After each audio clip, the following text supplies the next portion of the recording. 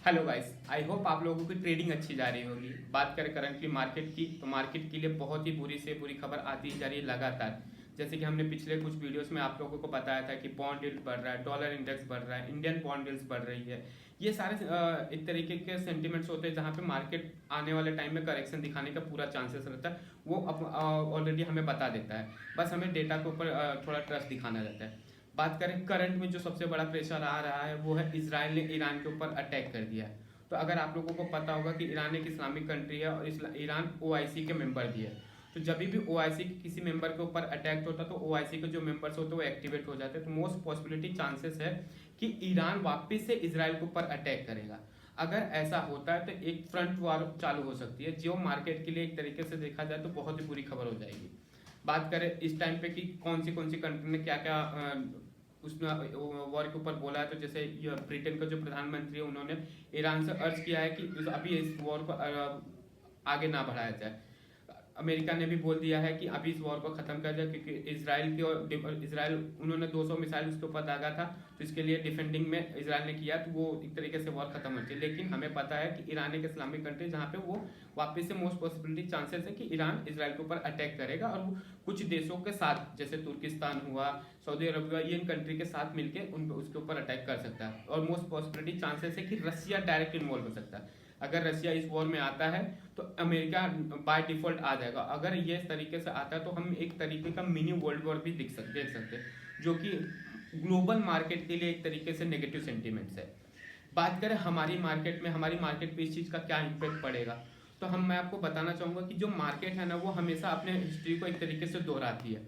तो अभी हम ज़्यादा दूर नहीं जाएंगे, बात करेंगे 24 फरवरी 2022 की, जो कि हुआ था रसिया और यूक्रेन के बीच में।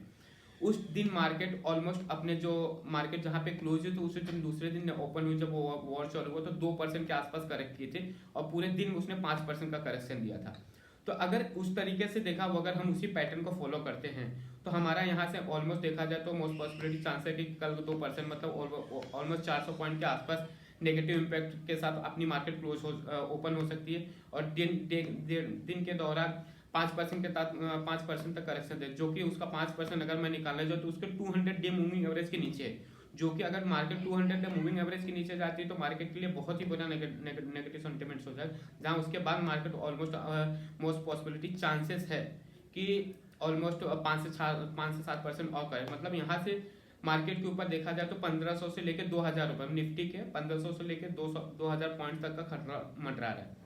लेकिन बात करें अगर जस्ट बिकॉज ऑफ, अगर मैं ये बोलता कि चलो सिर्फ ये वॉर का खतरा है, सिर्फ वॉर रहता तो मैं आपको बता देता कि मैं आपको बोलता कि चलिए वॉर है तो मार्केट में एक बाइंग अपॉर्चुनिटी है। लेकिन ये जो करंट टाइम पे जो करेक्शन है ये सिर्फ और सिर्फ वॉर तो एक तरीके से बोलते हैं हेल्प कर रही है और गिरने की। लेकिन जो हमारी मार्केट करेक्ट करे उसके 3-4 बेसिक मेजर रीजन है, जैसे बॉन्ड डील का बढ़ना हुआ, डॉलर इंडेक्स का बढ़ना हुआ, चाइना का स्टिमुलस पैकेज हुआ, यूएस का जो जीडीपी डेटा आने वाला है आज वो हुआ, वहाँ का जो इलेक्शन चुनाव होने वाला उसका, ये सारे जो मेजर फैक्टर्स है ये मार्केट को ज़्यादा एक तरीके से बियरिश मोड में लेकर आया एज कम्पेयर टू रसिया रसिया और Israel and Iran war.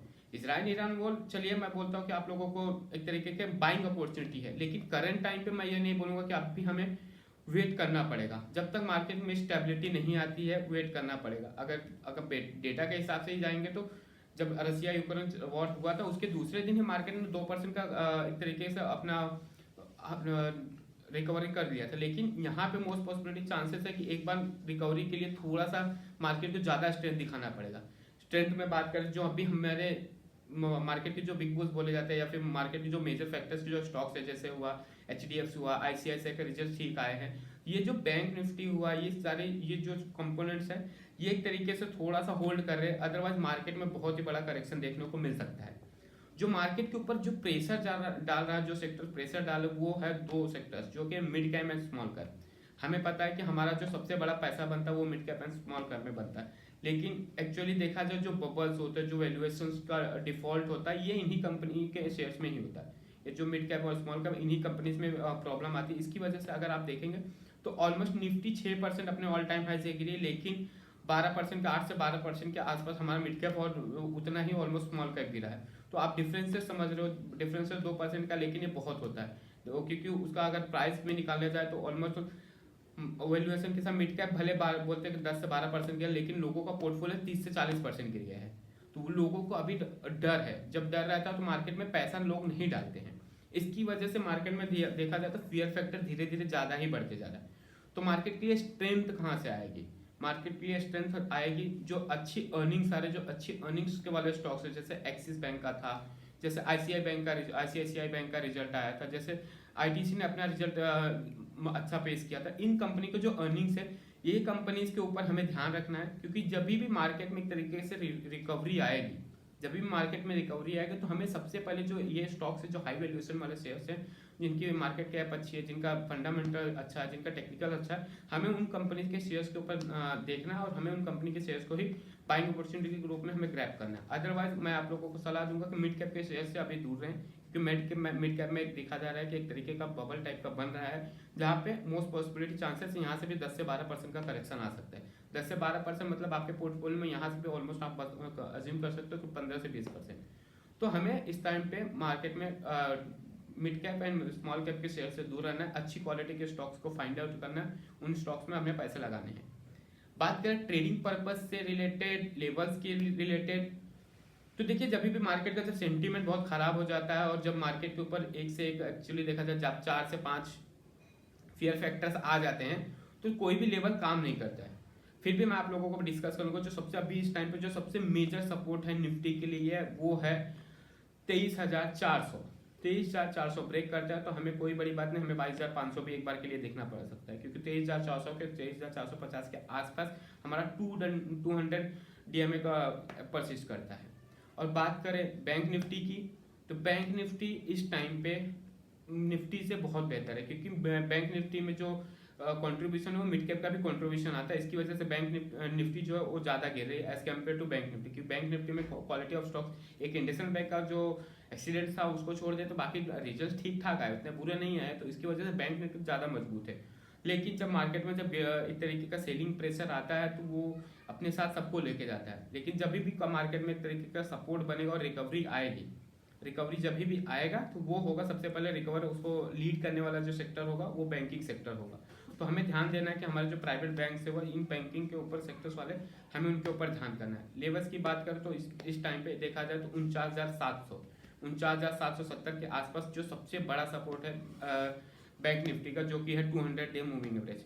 Most possibility chances है कि वॉर में एक बार के लिए 200 डे मूविंग एवरेज तोड़ देता है, लेकिन मैं आपको जैसे बता रहा हूँ कि बड़ी बात यह नहीं है वॉर है, क्योंकि वॉर अगर साल 1.5 साल 2 साल 3 साल से अगर हमारा देखा जाए रसिया वॉर चल ही रहा है, लेकिन मार्केट को हमारा वो कितनी बार एक तरीके से देखा जाए, हम 1 महीने पहले हमने ऑल टाइम हाई लगा के आया, तो इससे फर्क नहीं पड़ता कि हमारा कंट्रीज में कितनी लड़ाई हो रही है।